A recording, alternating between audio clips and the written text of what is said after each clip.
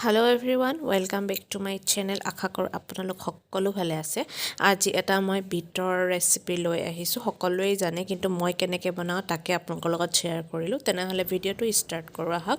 ফাৰ্ষ্টতে মই ইয়াতে বিলাহী, পিঁয়াজ, আদা, নহৰু, আলু ভালকৈ ধুই মেলি কাটি ৰেডি কৰি থৈ দিছোঁ।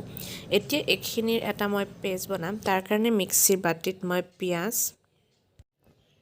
পিঁয়াজ, আদা, নহৰু এই গোটেইকেইটাৰে এটা মই ধুনীয়াকৈ পেষ্ট বনাই ল'ম ইয়াৰ। তেতিয়া খাবলৈ সোৱাদটো ধুনীয়া হয়। এতিয়া এইখিনি মই পেষ্টটো বনাই লওঁ। এতিয়া মোৰ সেই পেষ্টটো হৈ গ'ল পিঁয়াজ, আদা, নহৰু। এতিয়া সেই একে মিক্সিতে মই বিলাহীৰো পেষ্ট এটা ধুনীয়াকৈ বনাই ল'ম। ফাৰ্ষ্টতে মই ঘুগনিখিনি ৰেডি কৰি ল'ম। তাৰ কাৰণে মই এটা কুকাৰত অলপমান জোখৰ মিঠাতেল এড কৰি লৈছোঁ। এতিয়া মিঠাতেলখিনি গৰম হোৱাৰ লগে লগে ইয়াতে মই এড কৰিম অলপমান গোটা জিৰা।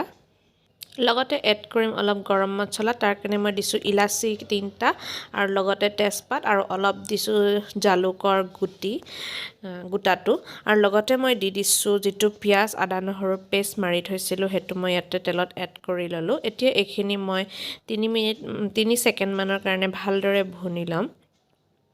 এতিয়া আমাৰ এইখিনি 3 ছেকেণ্ড হৈ গৈছে। ইয়াৰ পিছতে মই দি দিছোঁ যিখিনি মই বিলাহীৰ পেষ্ট মাৰি থৈছিলোঁ সেই পেষ্টটো মই ইয়াত এড কৰি দিছোঁ। লগতে এইখিনি মই 3 ছেকেণ্ডৰ কাৰণে আকৌ একেধৰণে মই ল' ফ্লেমত লৰাই ল'ম।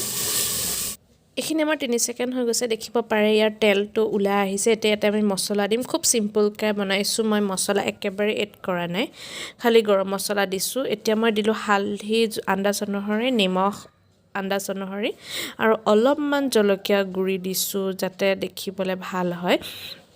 তাৰ কাৰণে অলপমান জোখৰ মই জলকীয়া গুড়ি এড কৰিলোঁ। এতিয়া এইখিনি মই 2 ছেকেণ্ডমানৰ কাৰণে লৰাই ল'ম। এতিয়া আমাৰ গোটেইখিনি বস্তু খুব ধুনীয়াকৈ মিলি গৈছে। এতিয়া ইয়াতে এইখিনি মই কাবুলী বুট এড কৰি লৈছোঁ। এইখিনি মই এক ৰাতিৰ কাৰণে মই তিয়াই থৈছিলোঁ। এতিয়া এইখিনি মই ইয়াতে এড কৰি 5 মিনিটমানৰ কাৰণে মই ভালদৰে লৰাই থাকিম।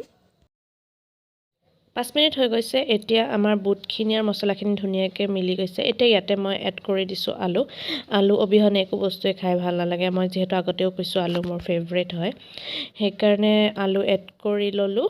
এতিয়া লৈ পেলাই এইখিনিত যিখিনি মই পেষ্ট বনাইছিলোঁ বিলাহীৰ, সেই মিক্সিত পানী আছিলেতো, সেই পানীখিনি মই ইয়াতে এড কৰি অলপমান এক্সট্ৰা পানী দি পেলাই এতিয়া এইখিনি মই চিটি মাৰিবলৈ ৰাখি দিম।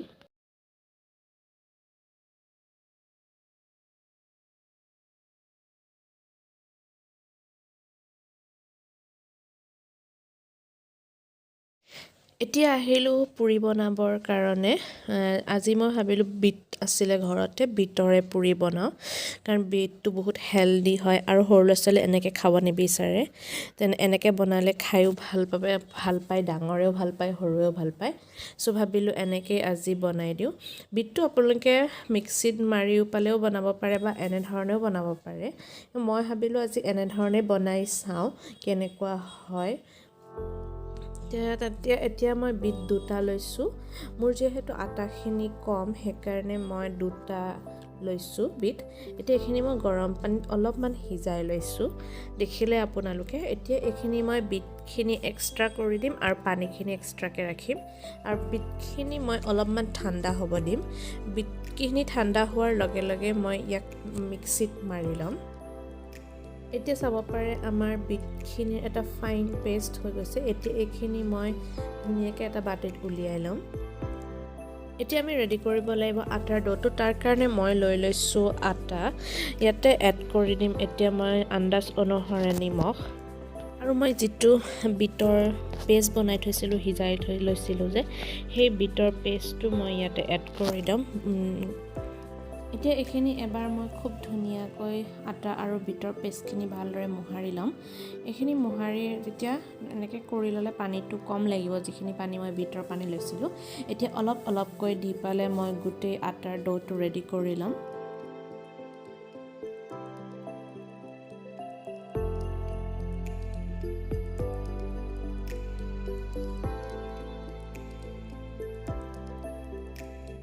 সো এতিয়া আমাৰ আটাৰ ডোটো হৈ গৈছে ইয়াতে অলপ মই ৰিফাইন অইলটো দি পালে 10 মিনিট মানৰ কাৰণে ঢাকি ৰাখি থম তেতিয়া ইয়াৰ যিটো আটাৰ ডো আছে সেই আটাৰ ডোটো অকণ কোমল হৈ যাব আৰু পুৰিটো খাবলৈও ভাল হ'ব এতিয়া মই এখিনি ঘিউ হানি পালে অকমান সময়ৰ কাৰণে ৰাখি দিম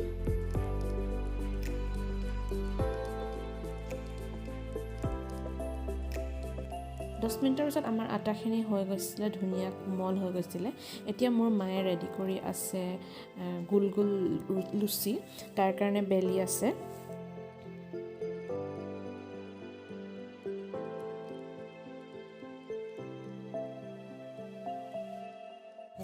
এইফালে মই ৰেডি কৰি লৈছোঁ এখন কেৰাহী লগতে দি দিছিলোঁ মই মিঠাতেল আপোনালোকে যি অইল ইউজ কৰিম বুলি ভাবিছে তাকে কৰিব পাৰে মই মিঠাতেল ইউজ কৰিছোঁ আৰু এতিয়া মই লুচি দি দিছোঁ আৰু চাওকচোন কি ধুনীয়াকৈ ফুলি আহিছে বহুত ধুনীয়া হৈছে লুচিকেইখন আপোনালোকেও এনেধৰণে বনাই চাব খাব ঘৰত বহুত হেলদি হয় এনেকৈ খোৱাটো আৰু মোক কমেণ্ট কৰি জনাবচোন কেনেকুৱা পালে সো এতিয়া আমাৰ গোটেইখিনি বনাই হৈ গ'ল মই আপোনালোকক ঘুগনিটো বনাইছিলোঁ যে দেখুওৱা হোৱা নাই এয়া চাওক দেখিবলৈ ইমান ধুনীয়া হৈছে একো মই মছলা নিদিয়াকৈ খুব ধুনীয়া এখন মানে তৰকাৰীৰ নিচিনা হৈ গৈছে ৰুটি বা ভাত যাৰ লগত খাব বিচাৰে খাব পাৰে মই আজি লুচিৰ লগত এয়া চাৰ্ভ কৰিছোঁ যদি আপোনালোকে মোৰ ভিডিঅ'বিলাক চাই ভাল পাইছে তেনেহ'লে লাইক ছাবস্ক্ৰাইব এণ্ড শ্বেয়াৰ কৰি দিব আৰু কাষতে থকা বেল আইকনটো প্ৰেছ কৰি দিব তেনে নতুন এটা ভিডিঅ' লৈ আকৌ আপোনালোকক লগ পাম তেনেহ'লে আজিলৈ আহোঁ বাই বাই